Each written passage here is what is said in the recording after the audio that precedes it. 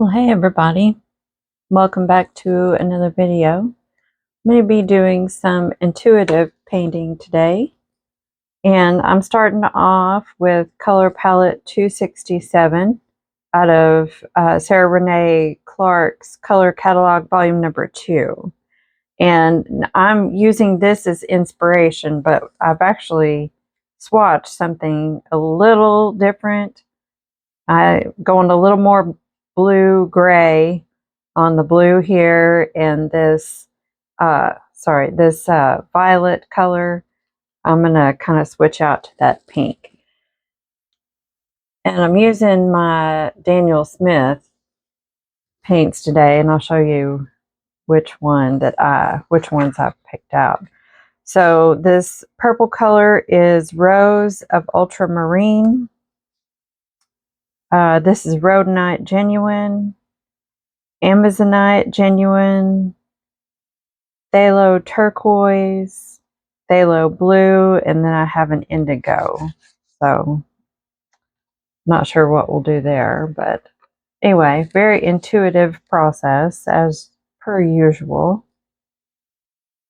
So, and I have a piece of, this is not candle wax, it's beeswax, but you could use like a piece of a candle. But I just want to use this as a little bit of resist. And it will keep some white texture. Better not do too much. The only thing about that being clear is you can't really see what you've done, but it should resist the watercolor pigment. And I've just, let's see, I have my Princeton Neptune round brush. This is a size 10. And let's see. I really just want to play with color, which is what I like to do. See, must be a resist right there, some of that wax. That's pretty cool. So I just feel like playing with color and texture.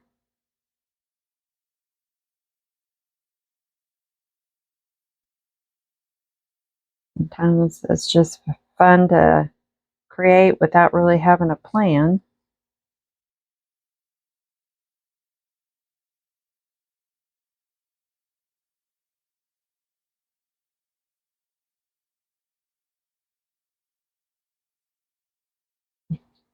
Making some random texture marks. Might go in with some of that pink color. Where was that?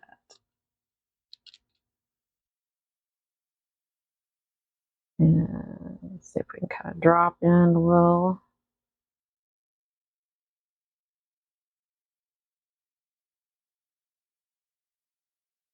So this paper is something that I haven't worked with before. It's called bee paper. And it's a really reasonably priced 100% cotton watercolor paper. So it was highly recommended, and I really wanted to check that out. So this is my first time using it today. That just seemed like a fun thing to do. Put a little movement in here. Let's see. Right. Add a little water, a little more of that pink. Watercolor is just the best medium, in my opinion, to play with because it just does so many fun things. Look at this. I don't know if y'all can see that, but it's granulating so beautifully. Look at this color. Oh, yum scrum. Looks so good. Okay, let's see. Shall we use some of our greens? This Amazonite is just beautiful color. Oh, it didn't really need to go on top of that pink, but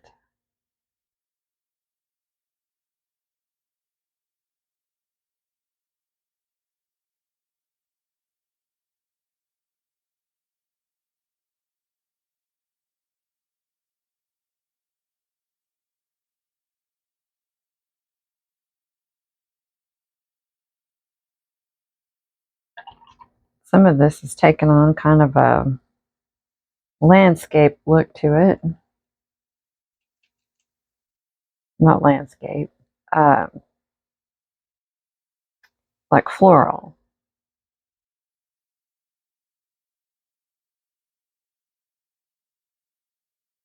Okay, I want some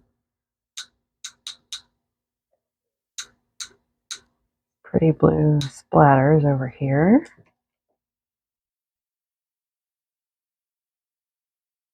And actually, see if I have enough. Uh-oh. Sorry guys, my camera might be acting funny. Oh, I don't have enough water. Just trying to do a little splatter. See if we can get it. Just squeeze my brush. There we go. Then if you want to move it, you can, tilt your board a little bit and also help it along back side of your brush.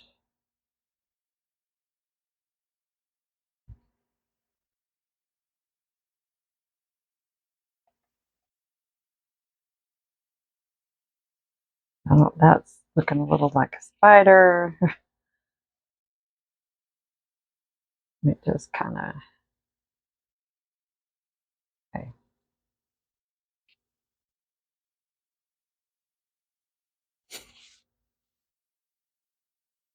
All right. Go in here with some this blue. I'm gonna get the indigo.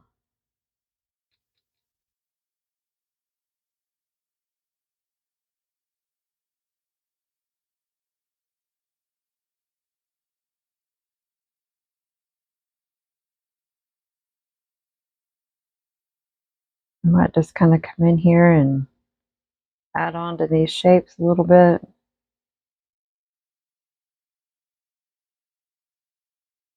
See if we can maybe get that to bleed. Bleed a little there.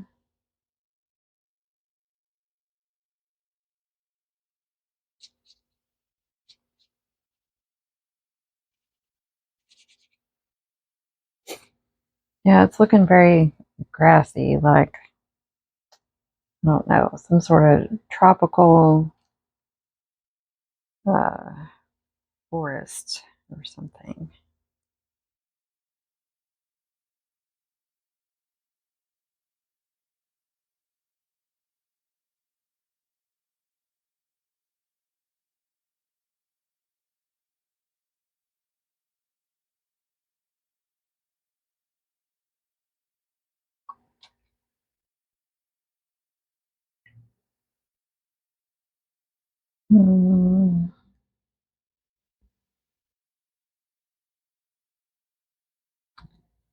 Let's do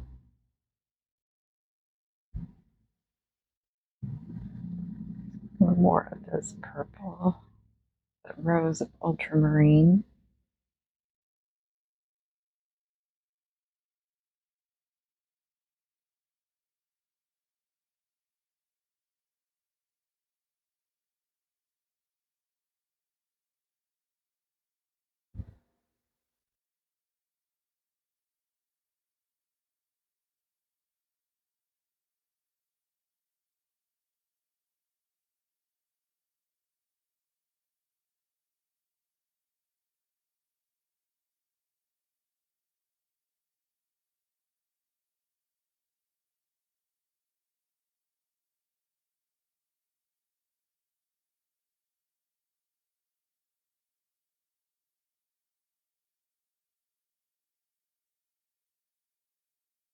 kind of cover that crooked edge right there.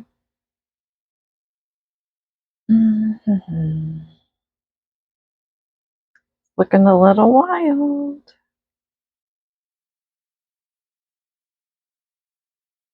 All right, let's try. That's so pretty. Love that color. Let's try some of the blue. The what was that? Phthalo blue.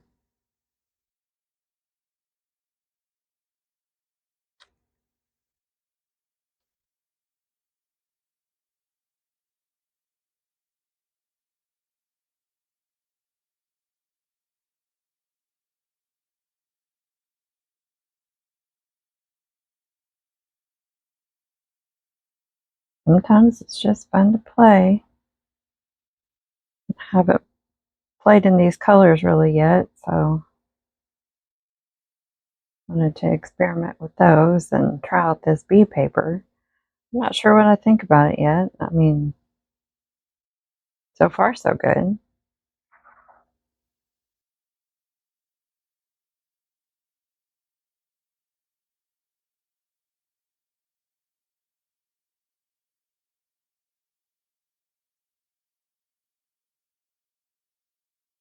There's some random little brush marks.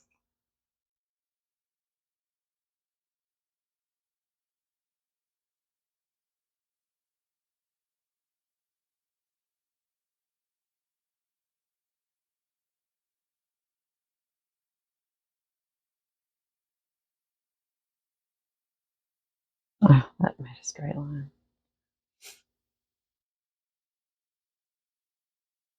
What else do we need? It's looking quite interesting.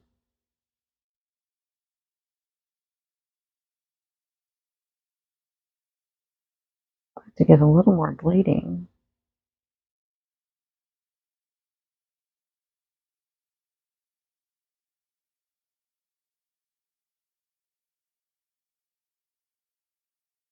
It does seem to, the water travels quite a bit through the paper, it seems like.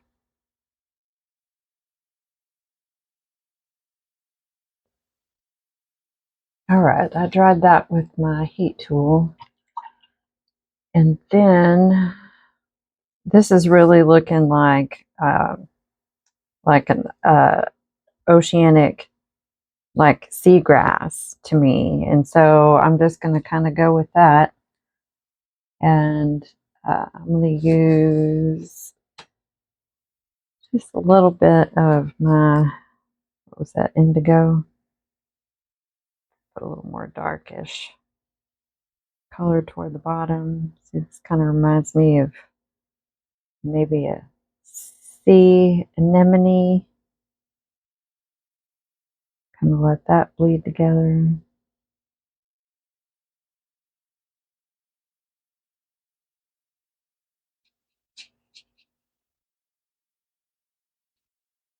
And see how we got some of that really nice texture where the wax was, a little beeswax before the paint.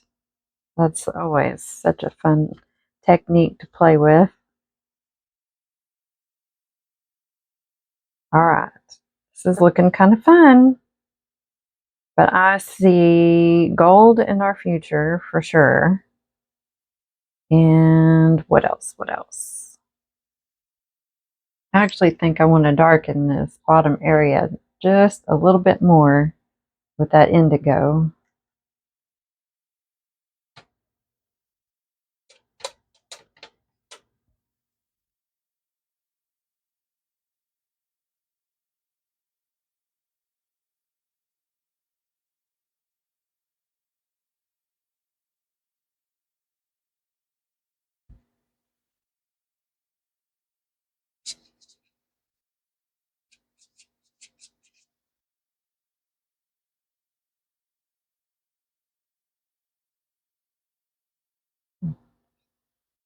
I'm going to get a little color blending going on somewhere down in here.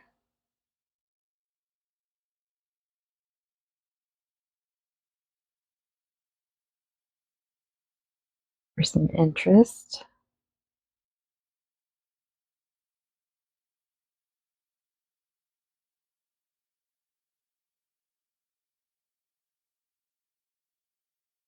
Do a couple of spots over here.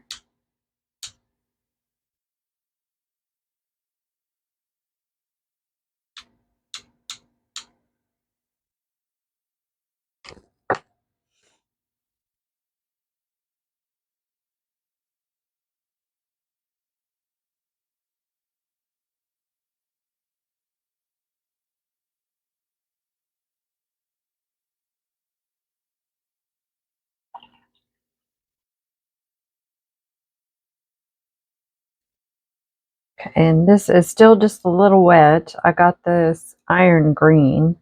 I thought we might make a few little marks with an ink tints in that wet paint. Then it'll activate itself, which is always fun to do. A little texture down here. Mark make just a little bit, just to add something.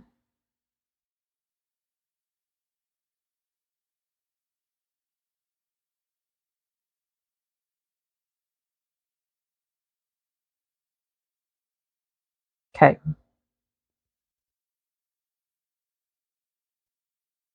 All right. I've got some of this Kuretake gold ink in this fine line bottle.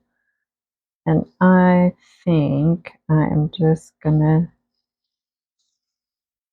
add some lines.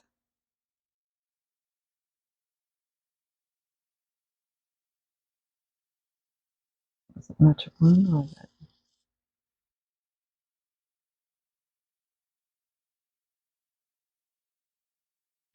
Following some of those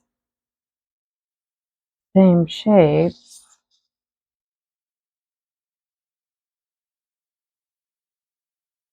we did before.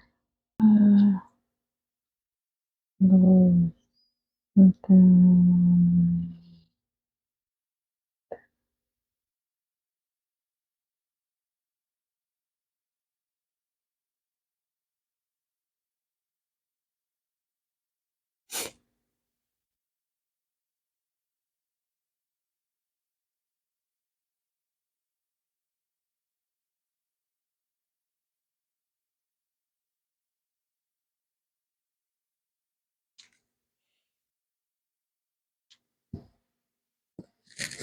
Okay, I think I might get either a Posca pen or I want a Uniball Signo. Trying to think. Let's see. Use this Uniball, which is usually a pretty good pen. And I'm just going to kind of make this wobbly little line around here, like this little thing might be a sea creature of some kind.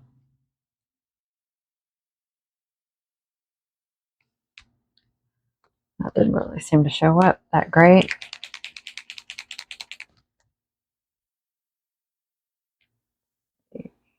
Might put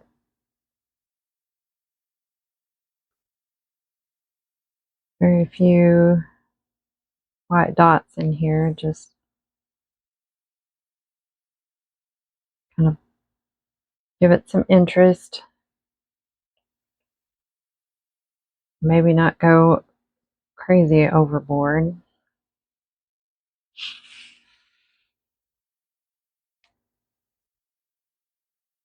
Now, I am really liking this. Really like the colors. I can't wait to see what it looks like when we pull the tape off.